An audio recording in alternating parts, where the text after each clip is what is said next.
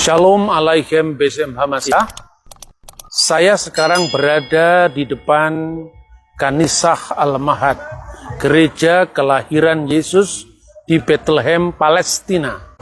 Ada banyak sekali kesalahpahaman yang dilakukan oleh orang-orang di luar iman Kristen terhadap Natal.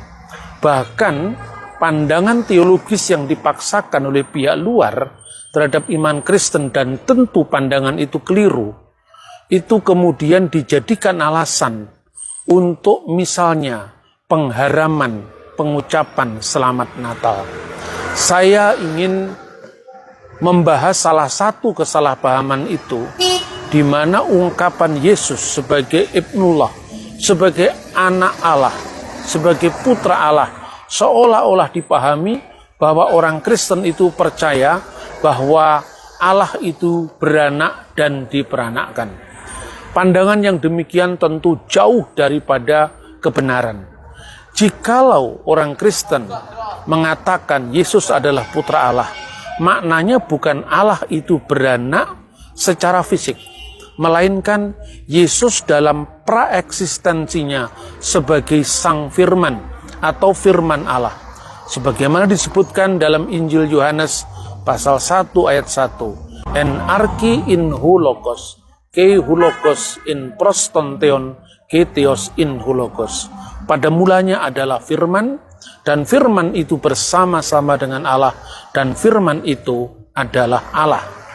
Atau terjemahannya dalam bahasa Arab, fil batil kanal kalimah, wal kalimatu kana indallah, wa kana kalimatullah.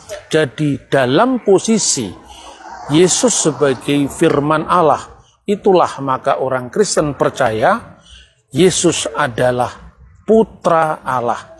Jadi putra Allah adalah kiasan dari Sang Firman yang praeksisten, Sang Firman yang sudah ada sebelum kelahirannya ke dunia.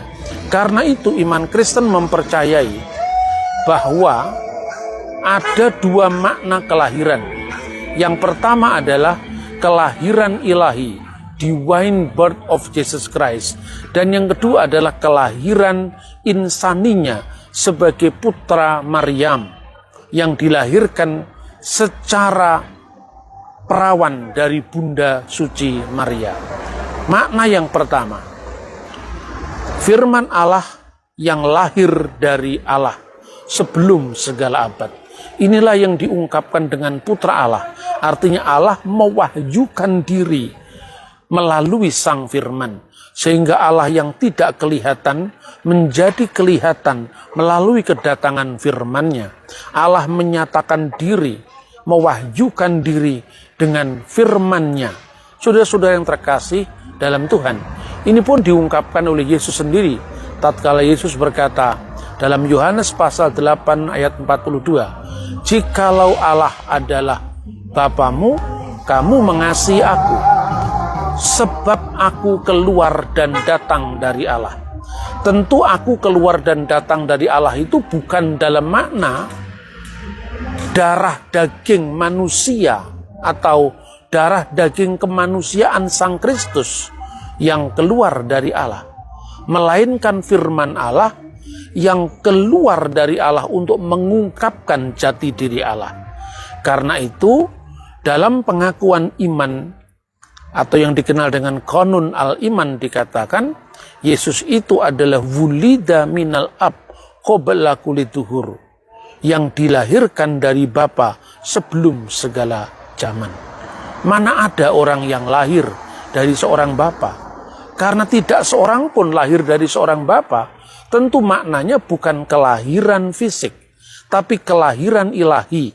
Kalau diumpamakan dalam bahasa sehari-hari yang mendekati kenyataan, tapi sama sekali bukan menggambarkan peristiwa secara hakiki, tapi hanya untuk mendekatkan dengan perumpamaan. Lahirnya sebuah ide dari pemikiran seseorang tentu tidak berarti orang itu membutuhkan istri untuk melahirkan ide. Sebelum ide itu lahir dari diri seseorang, dari pikiran seseorang, maka pikiran orang itu satu dengan orang yang bersangkutan dan tidak bisa dipisahkan. Inilah maknanya kelahiran ilahi yang diumpamakan seperti pikiran seseorang yang melahirkan gagasan dan untuk menyatakan siapa orang yang menyatakan diri. Kemudian dalam ayat 14, firman itu telah menjadi manusia. Di sini sama sekali tidak pernah dikatakan firman menjadi setengah manusia. Firman itu menjadi manusia. Artinya logos ilahi, sang firman yang olehnya segala sesuatu dijadikan, telah menjadi manusia. Inilah yang dikenal dengan inkarnasi, di mana sabda, di mana firman memasuki tubuh, memasuki daging, yang disebut dengan kalimatullah al-mutajasad, firman yang menjadi manusia dan diam di antara kita. Firman itu menyejarah, lahir, hadir di tengah-tengah umat manusia. Dan kita telah melihat kemuliaannya, yaitu kemuliaan yang diberikan kepadanya sebagai anak tunggal Bapa, penuh kasih karunia dan kebenaran. Kelahiran yang kedua inilah yang disebut kelahiran insani dari Bunda Perawan Maryam. Maka dikatakan ketika Elizabeth memberikan ungkapan ketika bertemu dengan Maria, terpujilah engkau di antara semua wanita dan terpujilah buah rahimmu. Buah rahim dari Bunda Maria adalah Yesus. Jadi secara insani, Yesus lahir sebagai buah rahim Bunda Maria, sebagai buah tubuh Bunda Maria. Namun secara ilahi, dia firman Allah yang lahir dari Allah. Karena kelahiran yang pertama ini bukan kelahiran fisik, maka disebutkan sebelum segala abad. Ungkapan-ungkapan seperti ini adalah ungkapan yang hanya bisa dipahami dengan logika metafisik, bukan logika matematik.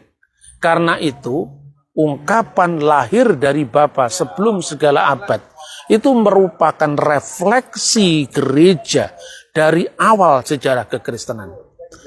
Anda bisa menafsirkan kitab suci dengan tafsiran Saksi Yehova, tafsiran kaum Unitarian.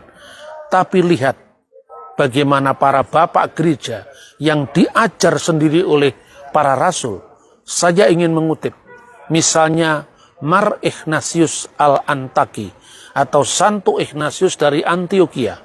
Dalam 7 surat kirimannya telah memotret, menyaksikan sebagai saksi sejarah bagaimana perkembangan gereja mula-mula dan imannya tentang Yesus Kristus.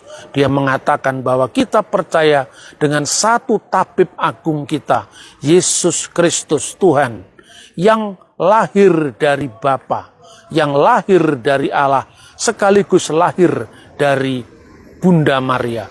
Ek Theos ke ek Marias. Lahir dari Allah artinya Allah mewahyukan diri melalui sang firman, yaitu Yesus Kristus. Lahir dari Maria artinya kelahiran secara fisik dari Bunda Maria. Maka jikalau orang Kristen berkata Tuhan Yesus Kristus, tentu yang disebut Tuhan ini adalah Lord of Lord, Tuan atas segala Tuan. Dan ini salah satu gelar dari Sang Mesias yang dinubuatkan oleh Raja Daud di dalam kitab Mazmur pasal 110 ayat 1. Neum Hashem Laduni, berfirmanlah Tuhan kepada Tuanku. Dan menurut tafsiran para rabi Yahudi, baik itu sebelum maupun setelah kekristenan, ungkapan Adoni atau Adonai itu merujuk kepada Malka Mesiha, Raja Mesias yang akan datang. Jadi itulah gelar ketuhanan Yesus. Sementara gelar keilahian Yesus itu merujuk kepada firman Allah yang adalah Allah sendiri. Pertanyaannya, kenapa firman Allah itu adalah Allah sendiri?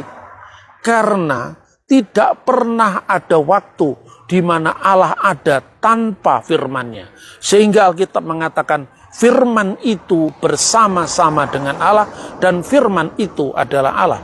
Karena tidak mungkin Allah ada dan firman-Nya belum ada. Karena kalau itu terjadi berarti Allah tidak maha sempurna. Sebaliknya, tidak mungkin kita bicara tentang firman Allah tanpa merujuk kepada wujud dari yang memiliki sang firman itu, yaitu Allah sendiri. Begitu pula rohnya. rohnya